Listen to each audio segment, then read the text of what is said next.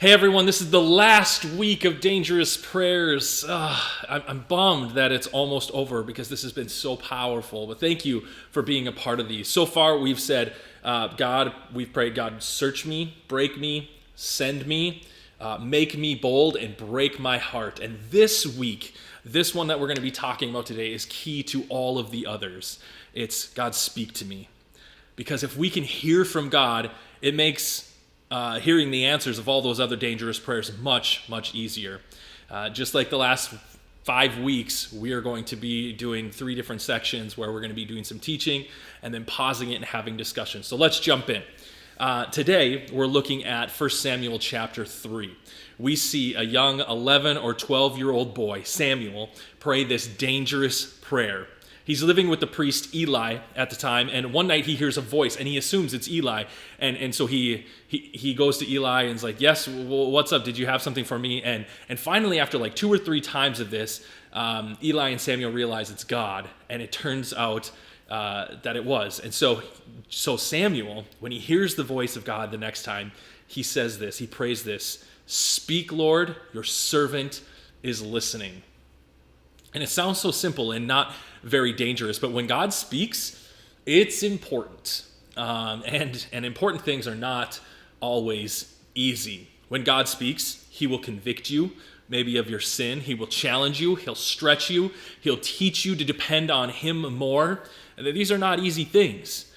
Some may even say that it's easier not to hear from God, but we need to hear from God. It is so important. Prayer is vital to a healthy relationship with God because prayer is communication with him. We have to be in communication with him if we want a relationship. No relationship can succeed without communication. And no communication is one-way communication. See, prayer is not just talking to God, but it's listening also. Too many times we just go through our lists of things and say, ask for this and God, do this for me, please. And then we sign off before we give God a chance to even speak to us. See, God wants to talk to you, and he does it in different ways.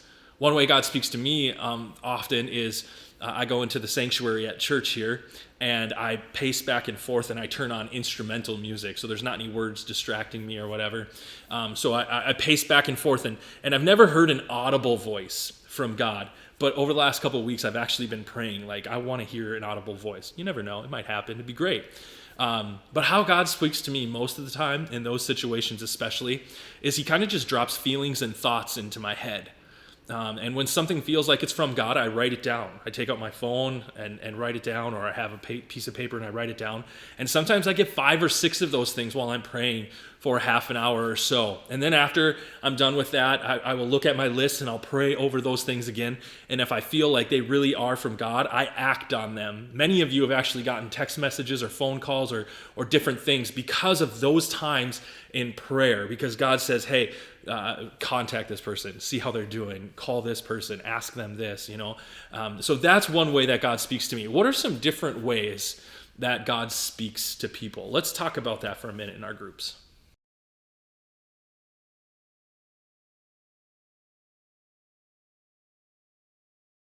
All right, God speaks in a lot of different ways, and he's speaking almost all the time. The question is really, are we listening? It's hard to really listen and to hear anything when there's so much going on. Think about the last time you were in a really busy place, whether it's a sporting event or a concert or a mall or something like that. It's really hard to hear someone when all this stuff is going on and there's all this noise. One of the main reasons we don't hear from God very often is because we don't take time to be still and to be silent before God. Here's a question, and it might hurt a little bit, so just get ready, okay? When is the last time that you watched Netflix or Hulu or Disney Plus for an hour in a day? Today, maybe, or yesterday? It hasn't been too long, right? How about this? When's the last time you spent a good amount of time with God in your day? God wants to speak. We need to figure out how to be silent. Honestly, for me, I know how to be silent. I just need to do it more often, right? What I really want to do is create habits that will help me listen for him throughout my day. Like every time I get out of my car, I want that to be a trigger for me to stop and pray and listen for God's voice. As I'm getting ready in the morning, as I'm taking a shower, brushing my teeth, getting dressed, like I want that to be a trigger for me throughout that whole process. I want to be listening for God, what he has for me for that day. And I want to create those types of habits. So what do you need to do to make being silent before God happen in your life? Let's discuss that.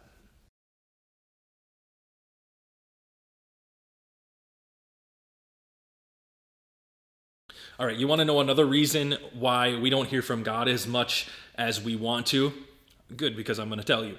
I think he's tired of being ignored and disobeyed. I mean, I know I wouldn't want to keep talking to someone who never listened to what I have to say.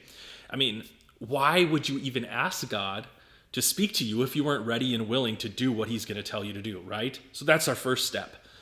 What if you were praying this prayer right now, God, speak to me, and his response to you was, hey, remember what I told you to do last month? As soon as you do that, I'll give you something new. Think about that, right? That's kind of an ouch moment right there. It doesn't matter what he says. We should do it. Why? Because he's God and we are not. Simple as that. But God, what's going to happen, and this is going to impact, and why do you really want me to do this? Listen, stop. Stop asking all these questions. Stop asking for more details. You probably can't handle the details. You don't need to know the details. Just do what God has asked you to do by faith because you trust him, because he is God. We need to be ready and willing to act when God speaks. So, what are some of the things God might speak to us about? That's the question. Well, for me, right now, God is speaking to me about figuring out what's holding me back from sharing him more with people. He's been giving me some ideas on how to get involved more in the community so I can rub shoulders with more people. And so now I'm asking him to just open up those opportunities and for me to recognize those opportunities when they come so that I have a chance to share Jesus with people that I'm seeing out and about in different places. Okay? Question is, what are some things God speaks to people about, and what do you think he wants to speak to you about in this season? Let's have some discussion on that.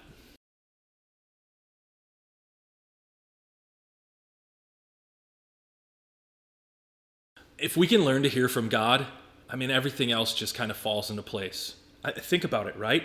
You have a tough decision to make. God can help you, give you that answer if you're listening for him. You need to know how to raise your kids to follow Jesus. Listen, if you hear from God, he can help you, tell you what to do with your kids specifically.